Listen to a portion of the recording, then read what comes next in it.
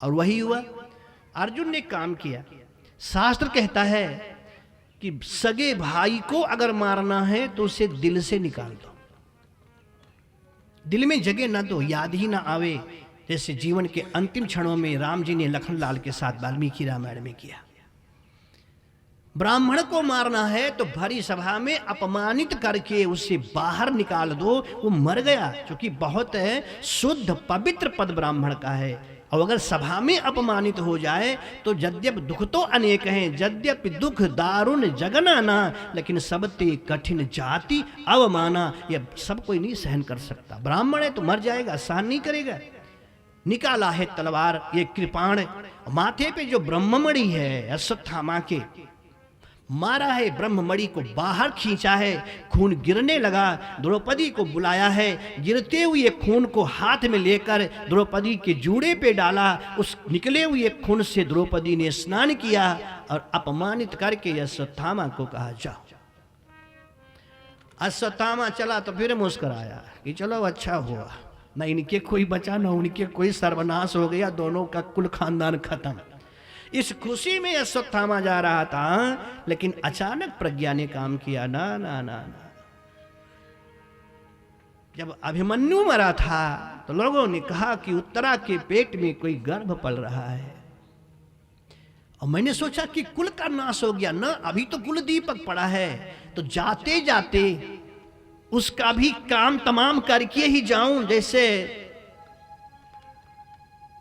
निकाला, ब्रह्मास्त्र का प्रयोग किया, मारा बाण, उत्तरा के गर्भ में लगा, बच्चा अंदर का जलने लगा, भगी उत्तरा।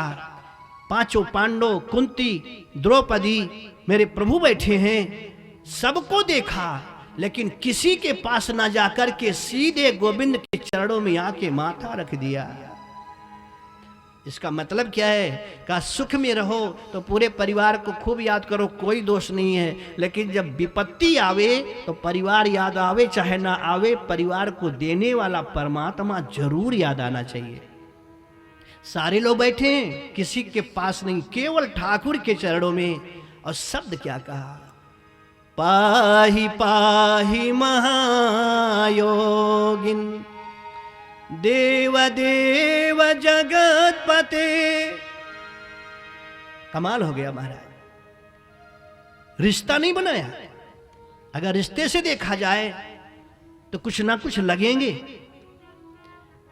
लेकिन उत्तरा कहती है महायोगिन, योगियों के परम योगी आप हो, देवताओं के परम देवता आप हो, आप जगतपति हो, आपको छोड़कर मुझे कोई अब इस समय बचा नहीं सकता। भगवान ने कहा तू चिल्लाती क्यों है, बात क्या है? तो आंखों से आंसू गिर रहे हैं। कहा कामम दहतु मामनाथ, मेरे अंतर में जो गर्भ है, शिशु है, वो जल रहा है। माँ में गर्भो निपातिता में, मैं अपने बच्चे को बचाना चाहती हूँ। अगर जीवन देना जरूरी है तो प्राण मेरे ले लो, लेकिन मेरे बच्चे को बचा लो। भगवान ने कहा कुछ नहीं होगा, कुछ नहीं हो रहा है। धीरे से अपना हाथ उठा करके उत्तरा के सिर पे रखा और लगे मंत्र बोलने। ये नाटक है कि नहीं है? ओम ऐं ग्लौं ऐं नमो भगवति वार्ताली वाराय वाराय वाराम ऐं ग्लौं ऐं अन्धे अन्धे नमो रुंधे रुंधे नमो जम्मे जम्मे नमो मोहि मोहि नमो स्तंभे स्तंभे नमो ऐं ग्लौं ऐं सर्वदुष्ट प्रदुष्टानां सर्वेषां वाक् जुर्मुगा जीवस्तमनं गुरु गुरु शीघ्रं वश्यं गुरु गुरु ऐं ग्लौं ऐं ठा ठा ठा हों फट स्वाहा। अब कैसा लगा? वो रो रही, अब कैसा लगा? कहा कुछ आराम है।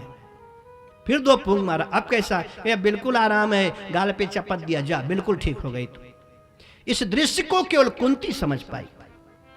कथा नैमिषारण्य में चल रही है। सूत जी कहते हैं परमात्मा स्वयं गर्भ के अंदर प्रवेश नहीं करता। एहसास होता है कि हाँ मेरे पेट में पुत्र है, जीव है, वो प्रकट होता है, अंदर जाता नहीं है। लेकिन आज उस परमात्मा ने दिव्य काम किया है। बोले क्या? कहे जो स्वयं परमात्मा जन्म लेने के लिए अपने यशोदेवकी और कौशल्या के गर्भ में प्रवेश नहीं करी, आज वही परमात्मा अपने भक्त को बचाने के लिए उत्तरा के गर्भ में प्रवेश कर गया। उठाया शंख के गदा, लगा बच्चे के हर तरफ से घुमाने। शांत किया है।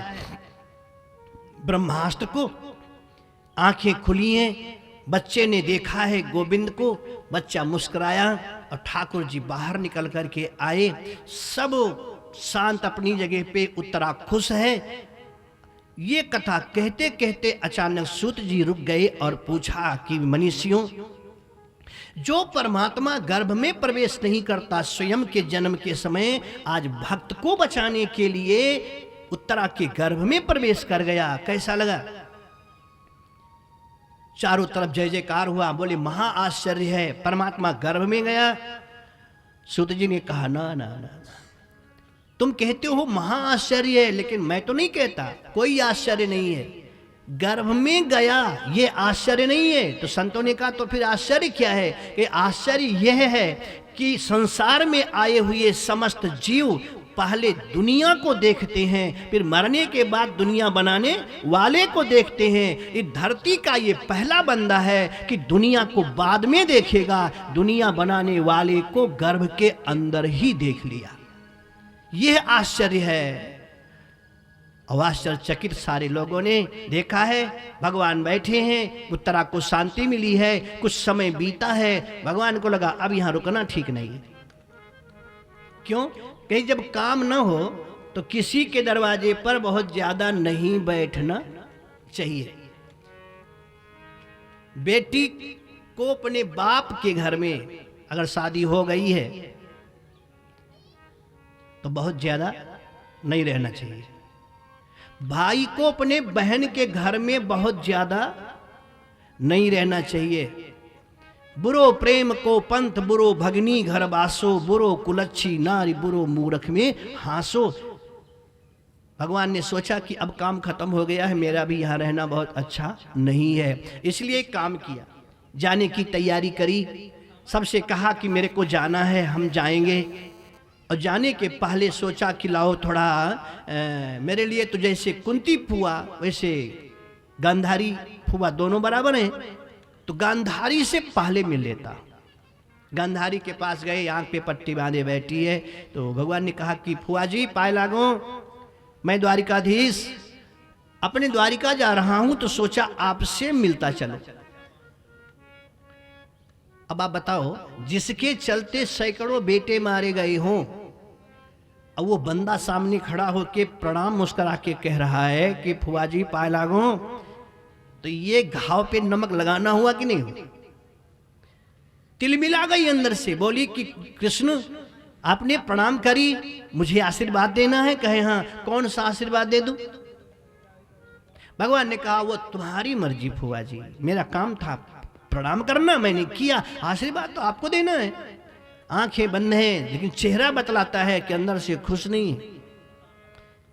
धीरे से गांधारी ने कहा कि जाओ कृष्ण, जैसे मेरे खानदान में कोई दीपक जलाने वाला नहीं बचा, ऐसे मेरा आशीर्वाद है कि तुम्हारे भी खानदान में कोई दीपक जलाने वाला ना बचे, यही मेरा आशीर्वाद है। अब आप बोलो ये आशीर्वाद है क्या? जैसे मेरे आगे पीछे कोई नहीं है, वैसे तुम्हारे भी आगे पीछे कोई खानदान में ना रहे, यही आशीर्वाद है। आपको लगता है आशीर्वाद नहीं है, लेकिन ठाकुर जी नाचने लगे, जय हो फुआ जी, तुमने तो मेरा पूरा भार हल्का कर दिया। अंधारी ने कहा काहे का भार?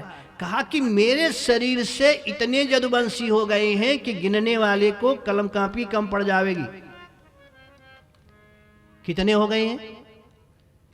तो मोटी मोटा जोड़ लो, 16,108 रानियां, हर रानियों के 10 बच्चे, एक बेटी, तो 16,000 सीधे 1,60,000 हो गए। और 1,000 के 61 सीधे कर लो, 1,61,000 80 तो केवल बेटे हो गए। और इन बेटों के 2-2 4-4 और बेटे हो गए। संख्या कितनी बढ़ती चली गई, कल्पना करो। मूल एक है, डालियां इतनी निकली हैं, अब इसका विनाश कैसे होवे?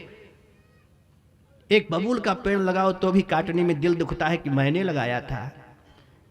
और इतना विशाल यदुवंश, इसका विनाश कैसे हुए? भगवान सोच ही रहे थे तो गांधारी ने पूरा कर दिया। भगवान ने कहा जय हो, आपने तुम्हारा संकट ही दूर कर दिया। और इधर गांधारी से आशीर्वाद लेकर के पांचों पांडवों के पास आए हैं। पांचों पांडवों ने भावभीनी पुष्पांजलि अर्पित करी है, भगवान लेकर के चले, लेकिन कुंती सामने नहीं आई। आंखें कुंती को ढूंढ रहे हैं, कहाँ है फुआ कहाँ है, लेकिन कुंती सामने आई नहीं। रथ पर बैठे थोड़ा और आगे चले, एक पेड़ के छाया के नीचे जड़ में बैठी वो एक महिला के रुदन की आवाज सुनी है। प्रभु ने सारथी से कहा रथ रोको। नीचे उतरे, देखा श्वेत वस्त्र में कुंती बैठी रो रही है। रोते हुए कुंती को उठा लिया कि फुआ अब तुम्हें क्या चाहिए।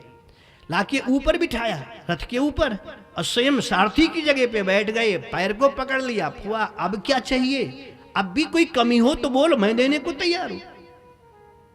कुंती ने कहा दे दोगे, कहे हाँ। सोच लेना, कहा सोच लिया है। इस धरती पर जो कुंती ने मांगा है, आज का इतिहास है कि कोई भी महिला किसी भी परमात्मा से नहीं मांगा होगा। कुंती ने कहा दोगे, कहे हाँ, तू मांग तो एक बार। कुंती ने कहा, आंखें बंद करी, कहे पहले आप ऊपर बैठो। जहां बैठी तहां बिठा दिया गोविंद को, और नीचे स्वयं, चूंकि लेने वाले को नीचे रहना ही पड़ता है। अब इतने ऊपर कहें कि लाओ, तो ये मांगना नहीं हुआ है, तो जबरदस्ती हफ्ता वसूली हो गया है, तुम भी निकालो तुम भी निकालो। मांगने वाले को हाथ ऐसे करना पड़ता है। इसलिए नीचे कुंती आई और अपने आंचल को पसारा, और आंचल को पसार करके कहा कि गोविंद अगर देना चाहते हो तो विपदा संतु न सस्वद तत्र तत्र जगत गुरु। हे जगत गुरु, दुनिया में जितनी विपत्ति है वो सब मेरे झोली में डाल दो, और संपत्ति दुनिया को दे दो। भगवान ने कहा कि चक्कर क्या है, तुम मांगती ऐसा क्यों हो। तो उत्तर दिया, कहा कि सुनो, जब तक मेरे जीवन में विपत्ति रही तब तक यह द्वारिकाधीश मेरे पीछे पीछे घूमता था हाथ का सहारा देकर। अब आज जब संपत्ति आई तो द्वारिकाधीश ही हमें छोड़ करके जा रहे हैं। हमें वो दुख चाहिए जिस दुख के निस्तारण के लिए साक्षात नारायण मेरे पीछे पीछे चला हो। हमें परमात्मा चाहिए, और अगर परमात्मा के मिलने में दुख आवे तो वह दुख मुझे स्वीकार है। लोगों का अपना अलग अलग चिंतन है, अलग अलग विचार है। शास्त्र कहते हैं कि एक बात बताओ, दुख क्या है और सुख क्या है, संपत्ति क्या है, विपत्ति क्या है। हनुमान जी से सुंदरकांड में पूछा गया कि संपत्ति और विपत्ति क्या है। भगवान ने पूछा कि संपत्ति विपत्ति क्या है, तो आपने सुना होगा हनुमान जी का यही मानना है कि हनुमंत विपत्ति प्रभु सोई। हनुमंत विपत्ति प्रभु सोई। हनुमंत विपत्ति प्रभु सोई। हनुमंत विपत्ति प्रभु सोई। जब तव सुमिरन भजन न होई।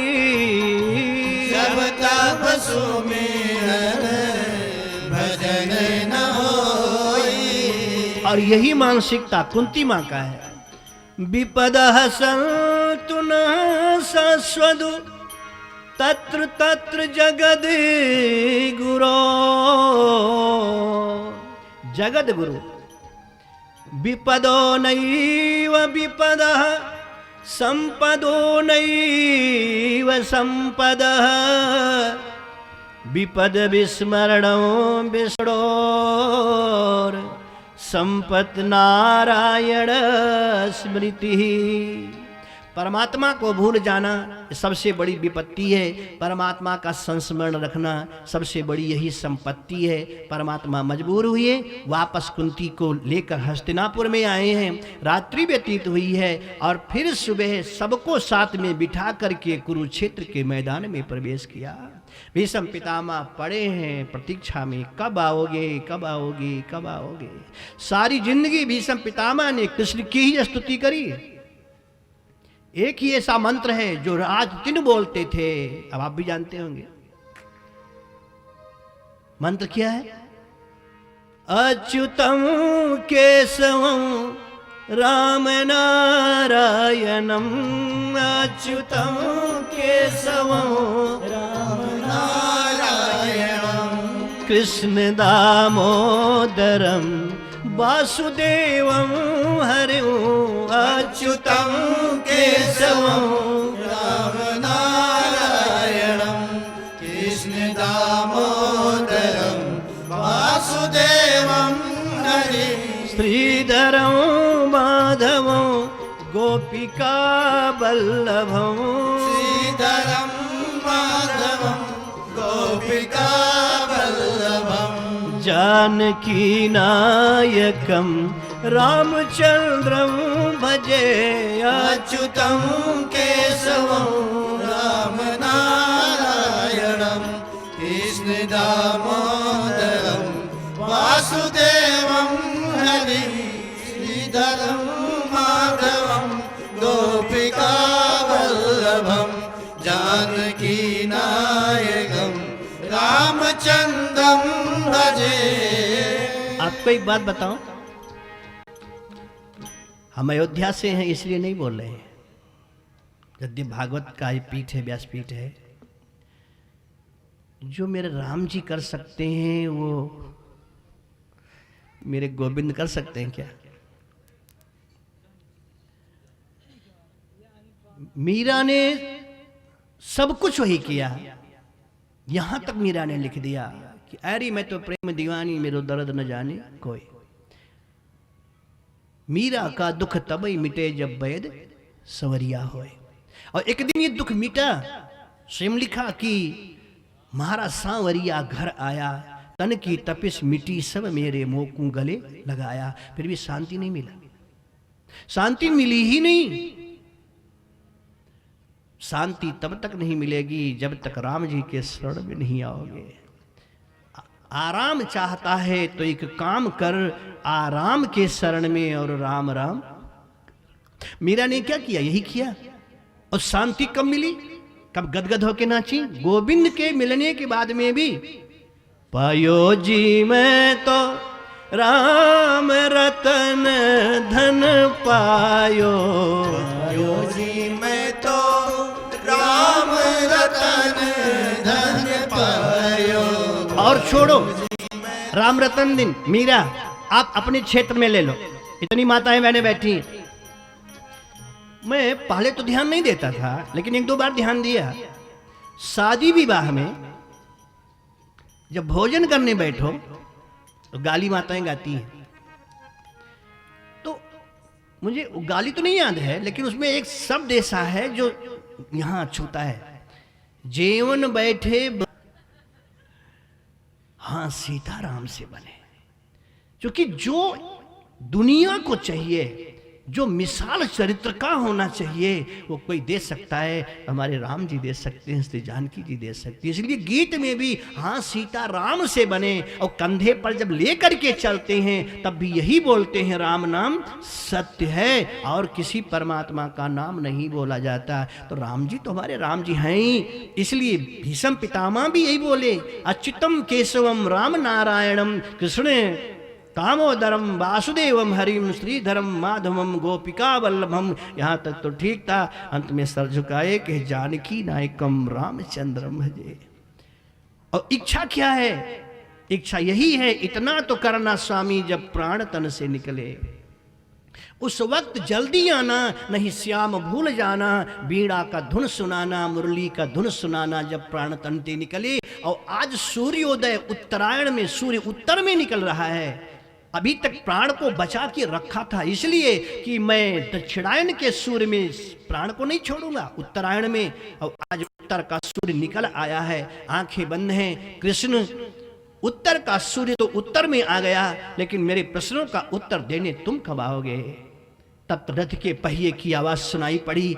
आंख खोल करके देखा, ठाकुर जी विराजमान हैं। उतरे, पांचों पांडवों ने बंधन किया, द्रौपदी ने पैर छुआ, भगवान भी दोनों हाथ जोड़ करके जब बंधन किए तो आंखों से ही आंखें बात हो गई, आंखों से आंखों में ही बात हो गई।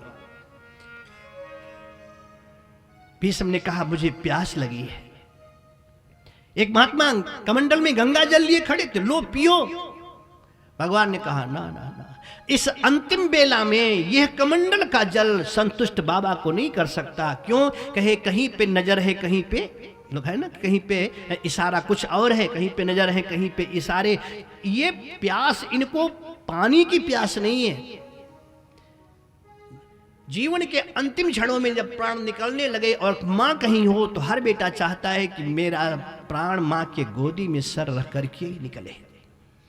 तो भीष्म पितामह तो जा रहे हैं, लेकिन माँ तो अभी हैं, इसलिए माँ से मिलन की उत्कंठा इतनी प्रबल हो गई। कहा मुझे प्यास लगी है, माने माँ के मिलने की प्यास है। भगवान इशारे में समझ गए। अर्जुन से कहा बाबा को पानी पिलाओ। उठाया बाण मारा खींच करके सिरहाने के बगल में, बाण अंदर प्रवेश किया और देखते ही देखते ये पतित पावनी जगदम्बा जाह्नवी गंगा मैया प्रकट होती हैं। बोलिए गंगा मैया की। एक पतली सी धार निकली है, मुख खोला है भीष्म ने, गंगा मैया अंदर प्रवेश करी है, शांति मिली, सुकून मिला है। और तब भीष्म ने कहा हाँ अब शांति मिली है। भगवान ने कहा बाबा ये तुम्हारा जो होते हैं नाती हैं रथ पर, ये सिंहासन पर बैठने को तैयार नहीं, इनके समस्या का समाधान करो। भीष्म ने कहा कृष्ण पहले आप मेरे समस्या का समाधान करो, फिर मैं इनके विषय में सोचूं। तुम्हें क्या हो गया? भीष्म ने कहा कि मैं अष्टम वसु का अवतार हूं, मेरे को मालूम है। 100 जन्मों तक मैंने कोई पाप नहीं किया है, ये भी मैं जानता हूं। तो किस जन्म का ये पाप है, कितने महीनों से आज मैं सरसैया पे पड़ा हूं।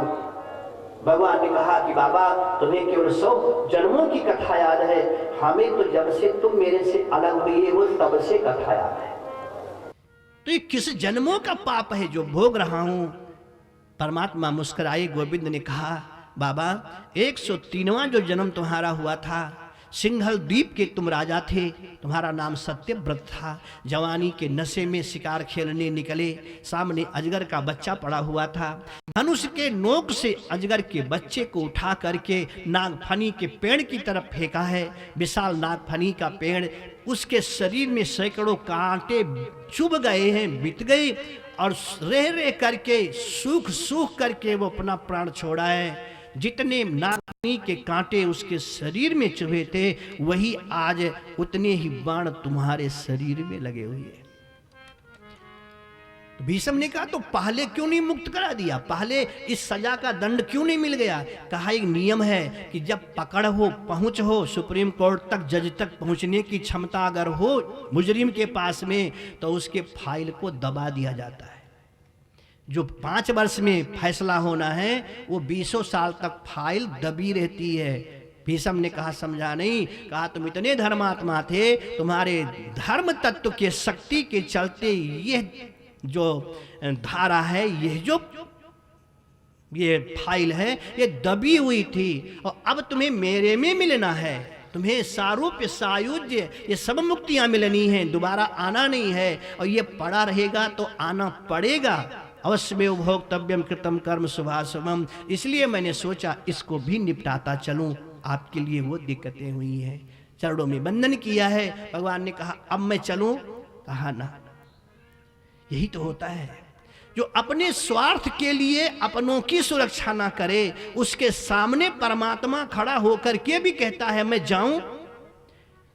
और जो अपनी संस्कृति के लिए, समाज के लिए, देश के लिए कुर्बान हो जावे, उससे परमात्मा कहता है कि थोड़ा तुम कुछ दिन और रहो।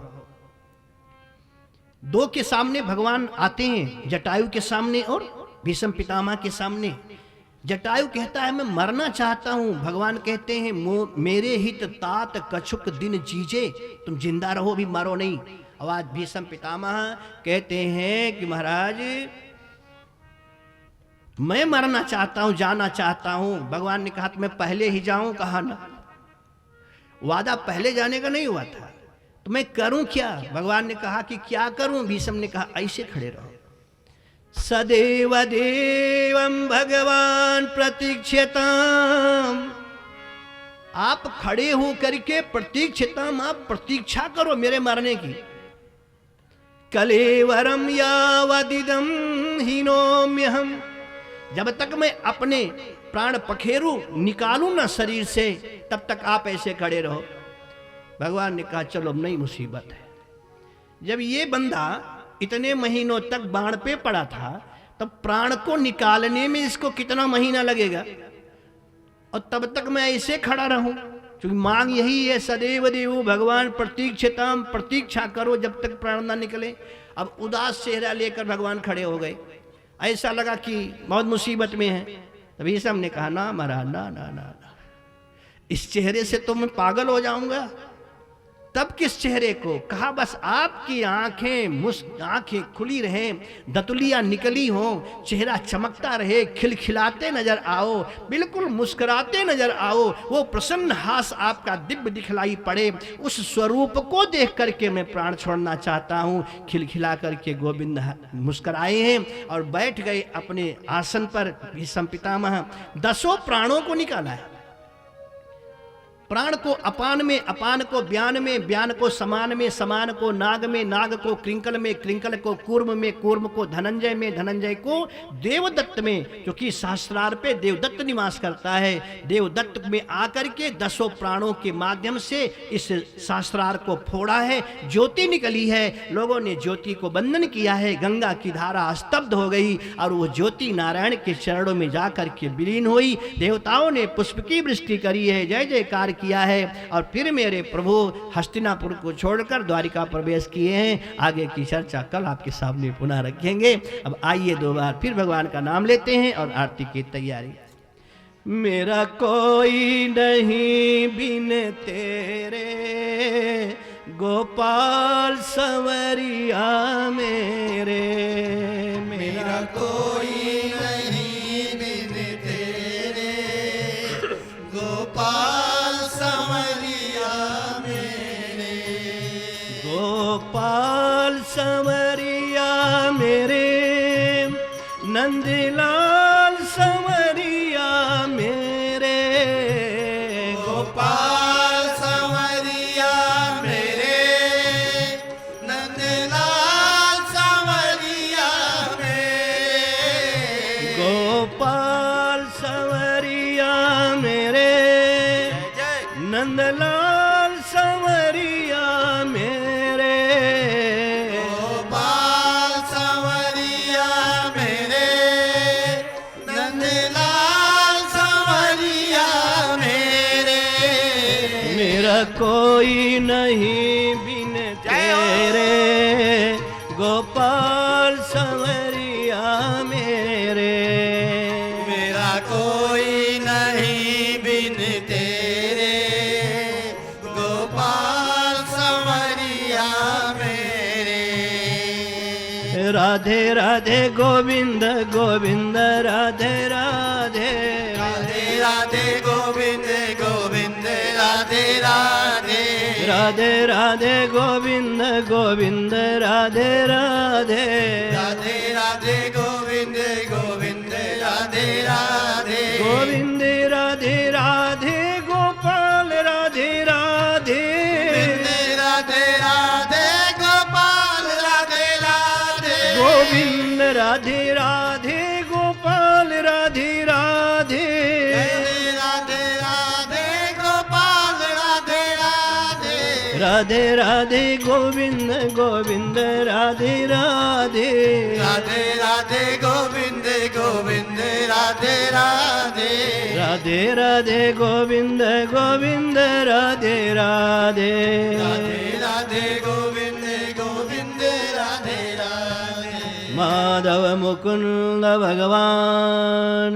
की जय। आइए आरती।